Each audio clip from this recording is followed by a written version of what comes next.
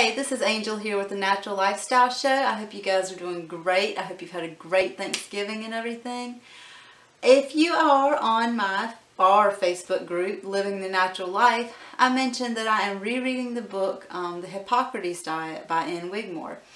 And I'm going to do an in-depth review of that book in another video when I'm done with it. Probably about next week, I'm thinking.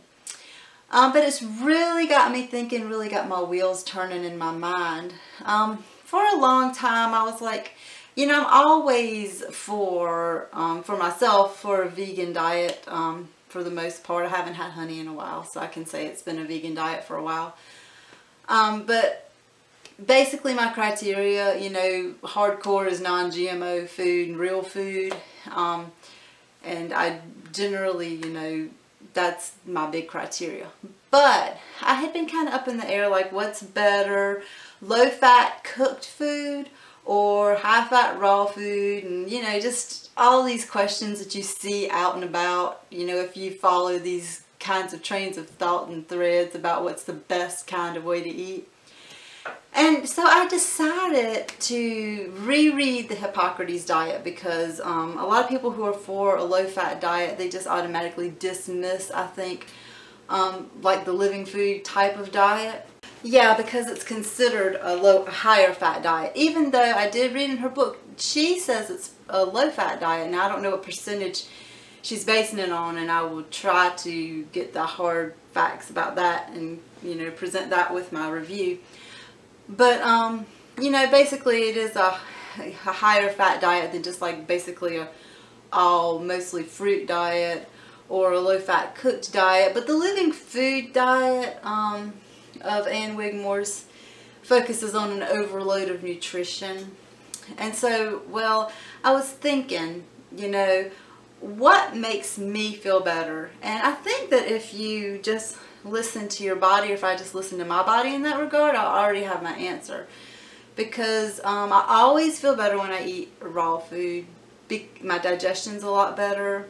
I feel healthier.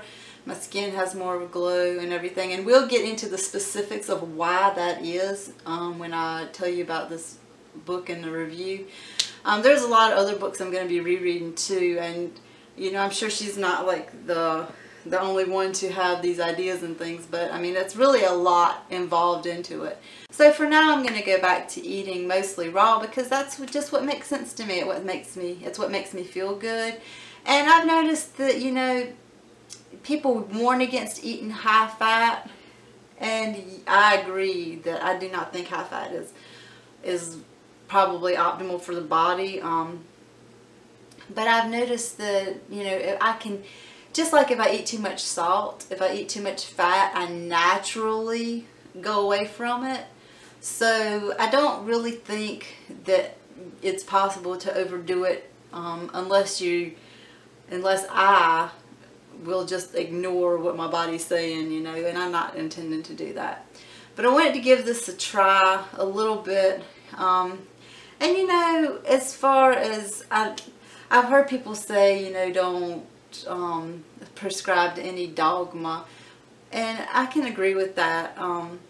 I think that I'll, you know, reread all these books and probably go in the midsection like I basically did before, but the difference is I never really explored some aspects of the living food that I'm intending to explore and that I will chronicle in the videos with you guys, such as thinking about seeing if I can get my hands on some ancient wheat seeds so I can do some wheatgrass juicing. Even try my hand in doing some Rejuva-like, like Ann Wigmore really promotes for probiotics, or some kind of fermented beverage.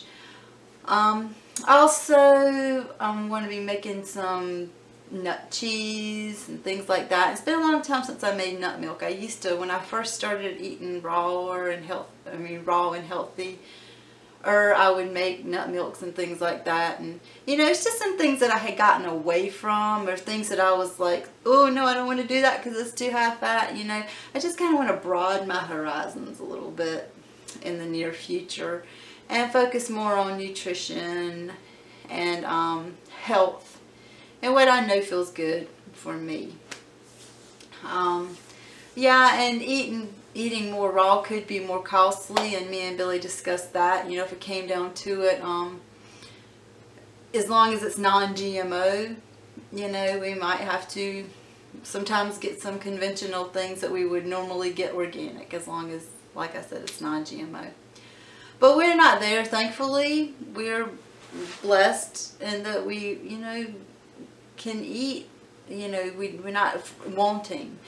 And that's great. That's great. I mean, we're not like rolling in the dough, but we are blessed that we have enough food for ourselves and our family. And that's wonderful. And I think that there's always ways to make do. There's things on sale, you know, sale papers every week. There are different foods on sale at grocery stores and things like that. And that includes the produce section. And, you know, there's like co-ops you can get involved in. We have a local one where I think it's like $25 a week. We can get a pretty good sized box of produce. And I mean, we could just challenge ourselves to use that, you know, and try new things and stuff like that. I mean, so there's always a way. And I read online the other day that meat is so expensive these days that, you know, it just, if I was buying meat and all the regular things, I might even be spending more money. So, you know, I just wanted to get it out there that I've really been thinking about this thing through, and I'm really thinking that raw foods, I believe, holds a lot of restoration for the body, because it gives nutrition on a cellular level. We are made up of cells. This world is full of things that people have not previously had to deal with, as far as pollution, toxins, and all that. But still, I believe that the best answer to that is the same as it always was. Food in its pure form, and an overload, if you will, of nutrition. Now, I'm not trying to say overload on synthetic vitamins and things like that, because that could get dangerous. I'm just talking about eating real, whole, healthy foods. And so, yeah, that's just been on my mind a lot lately, and it's kind of exciting to me because I'm looking forward to, like, making my own nut cheese. Sprouting, that's another thing. I'm going to probably do some broccoli sprouts. You know, just try to include more nutrition. I have noticed that greens are very, very, very important. Energy-wise, mineral-wise, and also they suppress hunger.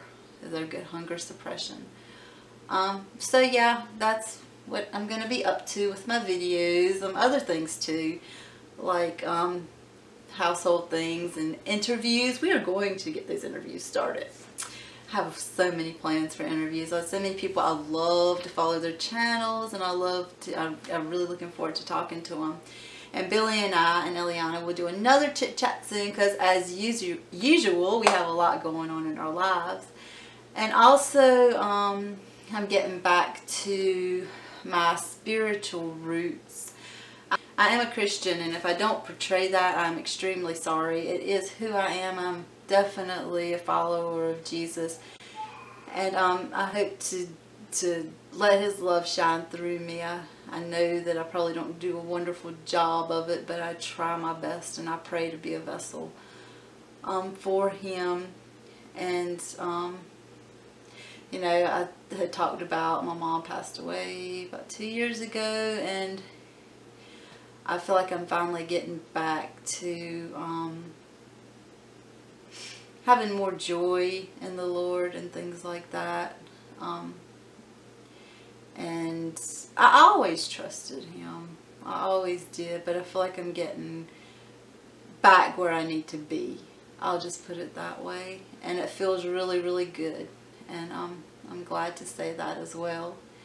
And I thank you so much for watching. And like I said, I just touched on a few things today. It's not a full-fledged chat or a vlog. It's just reaching out to you and talking to you a little bit today, because I just wanted to do that.